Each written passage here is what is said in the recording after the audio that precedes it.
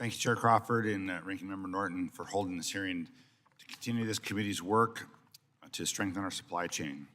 So last Congress, this committee succeeded in passing laws to move our freight network in the right direction and improve our nation's infrastructure.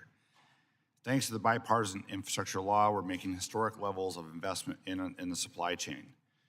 The $350 billion in Federal Highway Administration investment flowing to states, counties, and cities under the BIL is improving roads, bridges, freight corridors, and intermodal facilities. This funding is working to tackle our largest infrastructure challenges and freight bottlenecks. And Congress has structured these investments so that every state benefits from these dollars and every state has control over how to invest in them. Ensuring a well-functioning supply chain means better infrastructure everywhere and an elimination of bottlenecks wherever they exist. And everyone who voted for the BIL voted to make our supply chain more efficient and more resilient. The administration's work to address supply chain challenges stemming from the pandemic also supports this goal.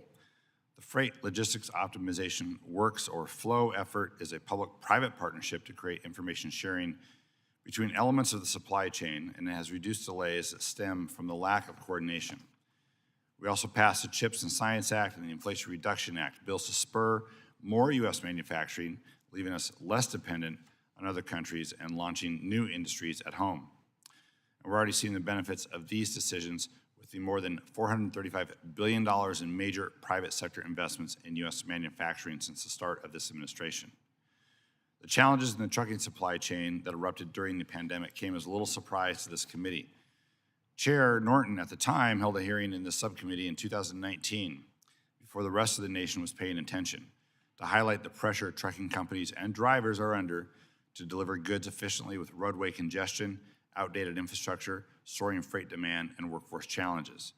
That laid the groundwork for many proposals in the INVEST Act, $1 billion dedicated for truck parking, strong entry-level driver training investments, protecting U.S. drivers from unfair competition, and ensuring fair driver pay. And while we're no longer seeing the empty shelves and shipping delays we faced early in the pandemic, we are far from solving some of the underlying problems in trucking that affect our supply chain, so that leads us to the question, what are today's challenges? Two words, safety and workforce. The backbone of our supply chain is people. The truck drivers, railroad workers, longshore workers, and warehouse workers who support moving goods from point A to point B.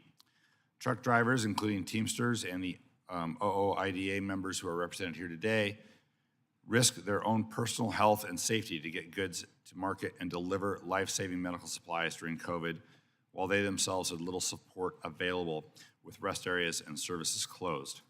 We owe them a debt of gratitude for their work every day as they continue to operate in difficult situations. Too often, supply chain discussions solely focus on productivity. How much, how quickly, how cheaply things can move. But this lens skips over an integral part of the supply chain, and that is people. Protecting the safety of truck drivers and the traveling public must be the top priority. But safety indicators show that driving a truck continues to be a dangerous job. According to the National Safety Council, 5,788 people died in large truck crashes in 2021, an increase of 47% over the last 10 years. We also need to make sure workers are paid fairly. In many cases, truck drivers directly absorb the uncertainty of goods movement, everything from congestion and wait times at ports and shipper facilities to fluctuating fuel prices in a way that you don't see in other industries. Greater productivity does not mean greater pay in many segments of the industry. If truck drivers aren't safe, if they aren't well paid, if they aren't well rested, if they aren't well trained, we're going to see consequences. We're going to see fatalities, worker retention issues, and an inability for supply chains to sustain economic growth. So I intend to focus the committee's attention on how Congress can best support workers to ensure they have a safe workplace and the tools to succeed in their jobs. And I understand from Chair Graves from the full committee that the committee will soon consider a supply chain legislative package. So I look forward to hearing ideas from our witnesses today. Am I out of time already, Mr. Chair? No, sorry. I've witnessed today to inform that effort. Hey, workers got to work, people. So with that, I yield back. Were you banging that, or who?